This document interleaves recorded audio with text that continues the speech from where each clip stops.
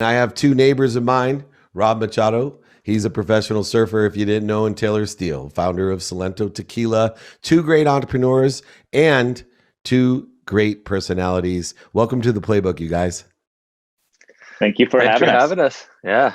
You know, the whole world's colliding, at least my world's collide. And you see how, we grow up in a certain area, blocks away from each other. Everyone has their differences in where they went in their career. And somehow we all have back merged together. And I call it a crossover world where athletes, celebrities, entertainers, rappers, billionaires, millionaires, and now even entrepreneurs are celebrities. Rob, when you started surfing, did you have any idea that it would lead to you being a brand and a celebrity? Absolutely not. Like just the fact that I could go surfing and get paid, like my first sponsor paid me $500 a month. And I thought I was winning. I was buying my friends pizza and, I was killing it. But back then it was all about, you work for a brand. They basically were like, all right, we're going to send you on this trip, get a photo. We're going to run an ad in a magazine. And you're like, whoa, I'm in a magazine. This is so sick. And you work for the brand. And that's now kind of the whole script has kind of flipped. And the individuals have become brands. And there's partnerships, and it's I don't know. It's just a neat little evolution, really. And then on the other side too, Taylor, I mean, you and I have had distinguished, let's just say, professions. You're award-winning filmmaker, and somehow now the script has flipped once again. You're your own brand. The filmmaking business has changed dramatically, and you're also an entrepreneur with what I consider to be the best organic tequila out there. And for you, when you were younger, did you see your passion turning around as it has beyond just being a traditional filmmaker, a great filmmaker of surfing, into this, eclectic icon and brand yourself? Yeah, the whole brand side of it, I think I was aware of it early on, which is why I sort of used my name prevalent in titles in the movie. I'd put my whole name in there. And that was almost to be hired by these big brands that Rob was talking about that were sponsoring him, the Billabongs and the Quicksilver. My goal was to make a surf movie and then be hired by these brands. But my movies sort of took off, and I was able to just create that as its own brand going forward. I rode that roller coaster all the way through the whole DVD world into oblivion when it went to YouTube and BitTorrents and all these other things. And basically videos became disposable. And so I had to reinvent myself and start making commercials for brands and follow that journey. And, at the end of the day, like I had some moral dilemmas with sort of selling something that I didn't believe in. And that's what sort of led me to starting Salento, something that I could create from ground up that I really, truly put consideration to every part of the process. And do you guys ever feel like you sold out? One of the things when we're following our passion and building, whatever our skill sets were. I know, Rob, you had stated, just getting paid $500 to surf was a miracle. But as your brands have grown and your business savvy has escalated, do you ever feel like a sellout that, there's no reason you should have all this, and either not feeling worthy or that you're an imposter of some sort because you do get to do what you love, but you're paid a lot to do it now? Like you think back, like, okay, I was getting paid $500 from Quicksilver, right? Quicksilver went public, like I guess you could call me a sellout. I was taking money from these big corporations to do what I love. And I think what it boils down to, and Taylor touched on this, is we recognized early on that we wanted to work with our friends, and that's what Taylor did like so well. He was like, all right, I'm going to start filming with Kelly and Shane and Ross and and our whole group of friends, and we became our own little entity under Taylor's umbrella. It was the Taylor Steele movies. It was like, when's the new Taylor Steele movie coming out? And Taylor created all of that. And, I like to think that all the brands that I've worked for, there was always an underlying friendship there was some connection to the brand that I've always felt connected. I mean, I don't know. What does it mean to be a sellout? I'm making sacrifices to be able to do what I love to do and continue to, I'm blessed to be able to go surfing every day. Right on. I think I heard something recently that fits for you, Rob, in particular, is a quote of, you could either pound nails and do construction to go surfing, or you could surf to go surfing. And so you went down the category of being a pro surfer to go surfing, and it hasn't affected your love of it. For me, David, like, that question is more in the tone of, did I feel worthy of being in this career? And there was many times that I was with Rob and Kelly and these guys where I felt like just an imposter, or like not really carrying my weight in that space.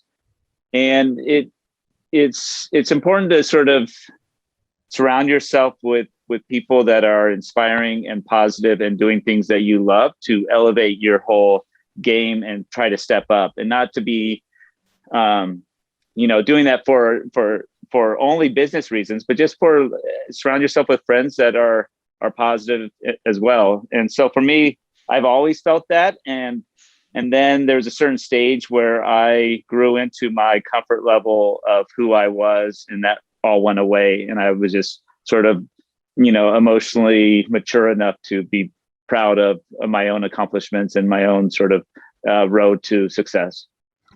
Well, I believe in activity you get paid for and activity you don't get paid for. So there are no sellouts in my world. There's just guys that are smart enough to have activity that they love easily and get paid a lot to do it. Now, in your positions, one of the interesting things, I ran a big sports agency, so I've been around some big traditional stick and ball sport guys, boxers, et cetera. And it's very difficult for them to decide what their next venture is. And considering, whether it's Sidney Frank for years with vodka or tequila or whatever brand there is, how did you guys make a decision to move into the tequila space? And, why organic tequila? And most importantly, Solento, what was, the attraction to pick this out of all the different things that you guys could be doing? Yeah, the journey began, sort of where I hinted at before, where the whole surf movie world disappeared, and I had to go and start making commercials and learning that field and sort of reinventing myself and have that beginner's mindset and really be not good at something again. And that's a challenge. And I went through that route and I learned how to do it, and I got better at it, and to the point where Corona Australia hired me to be a creative director down there. And I started seeing sort of the business side of that brand and understanding how to, get to the market and when and timing, and just sort of understood sort of real marketing on a high level on a big company like that. And from there, being a creative director there, I got hired to be creative directors for other brands, and really sort of designing the company and helping them with their, even from mission statements on up to how their packaging looks. And I just really, at one stage, I was doing a bunch of those, and I just had this moral dilemma of just not really, not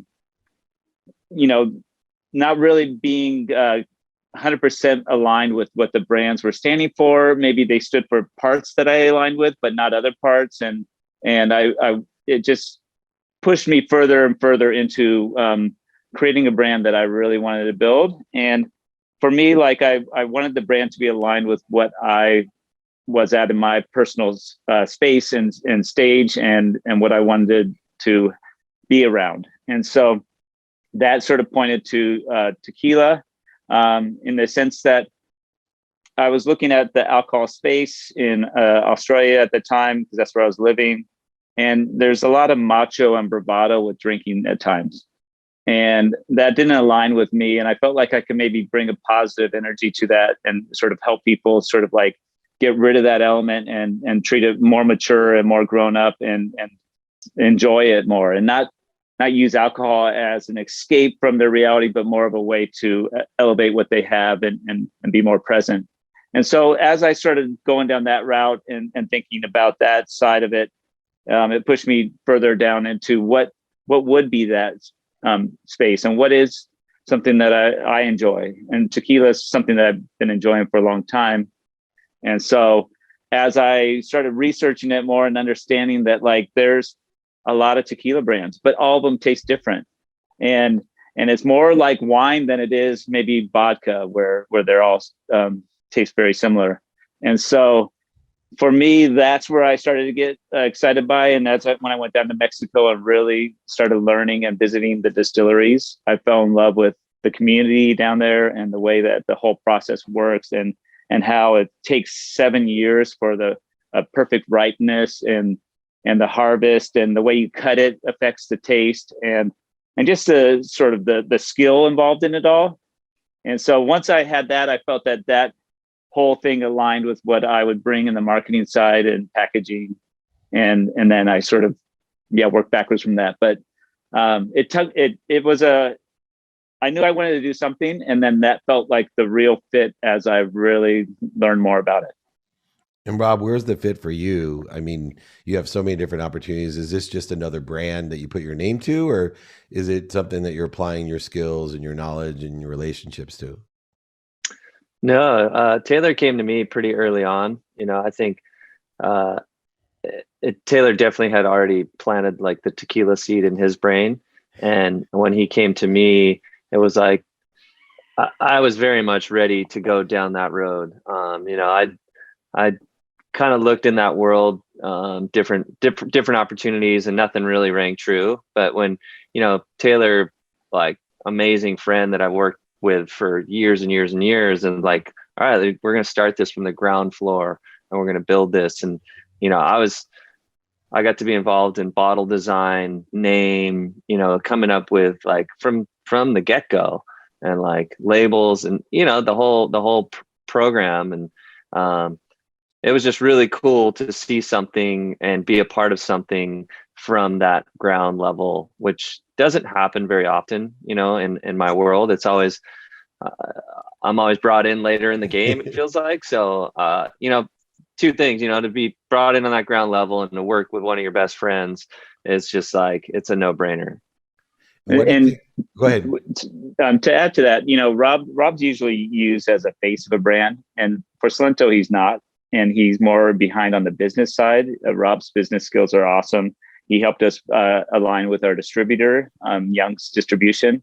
And there's just from aesthetics of the brand to the distribution was Rob's skill sets used in this. So, yeah. So interesting, because you guys really, I think, have articulated well your friendship and how important not only your friendship, but Shane and Kelly and everyone throughout your careers, that you've maintained a bond with each other. And for you, what are you looking for in a friend? And are you still, do you have that tight group that no one else is allowed in? Or are you still creating new friendships and relationships?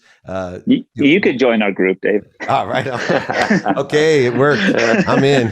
Come down to my beach house. I need a surfing lesson. It's been too long. Right on.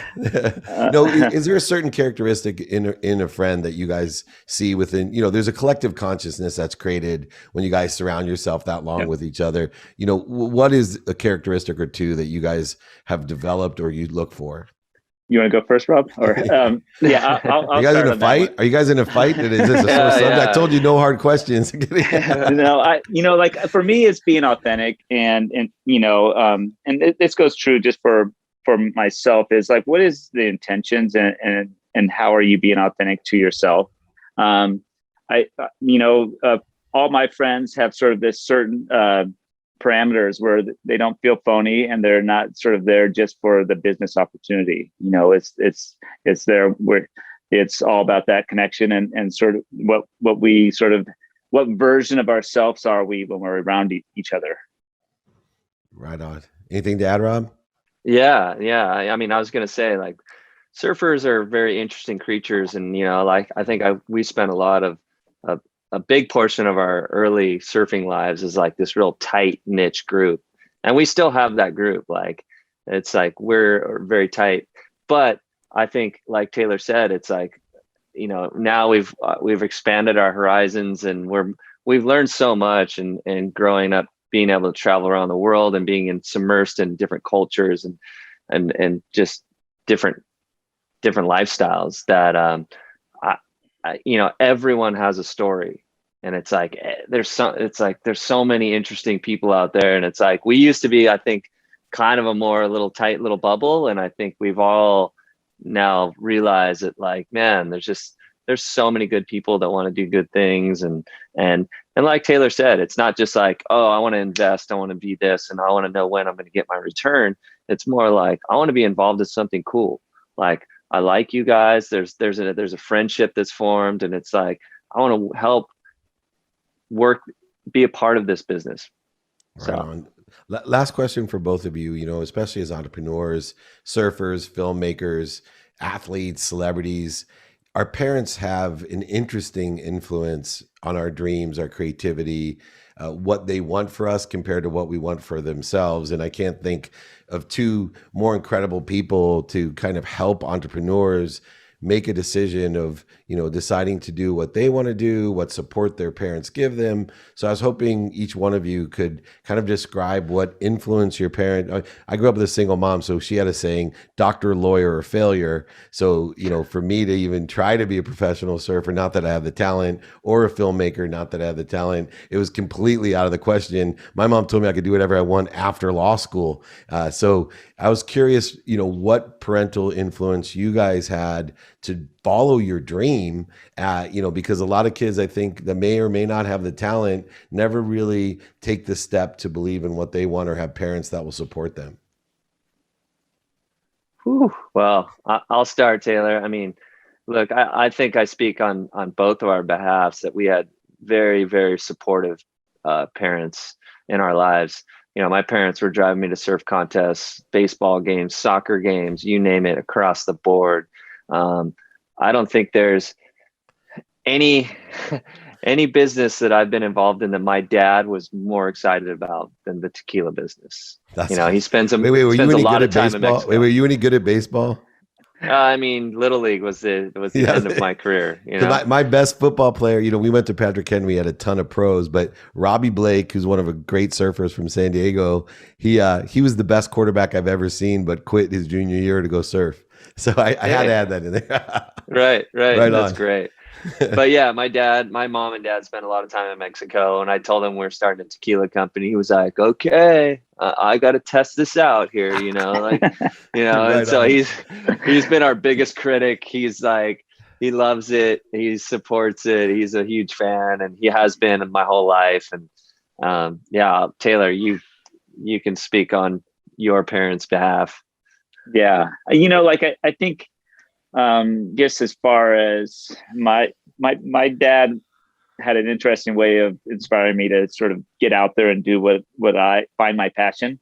And he would call me a poor specimen. And he's like, get outside, you poor specimen, do something. and so for me, it was that sort of prodding and sort of element that really got me trying to do more stuff outside. And I even used that as my company name for a long time. But when I found my passion making films, my parents supported. They helped fund my first movie, and I paid them back. But it was, without their support, I wouldn't have been able to go and as an 18-year-old to all these places and basically make films. And so once that happened, I guess, like, as a parent, like, I think about my kids and what advice to give them, because it's very difficult to sort of follow in mine or Rob's footsteps, because we were very lucky to early on find our calling and run with it. And so I just want them to sort of be pushing, not for financial success, but for success in the way of finding something that they feel fulfilled and they feel inspired by.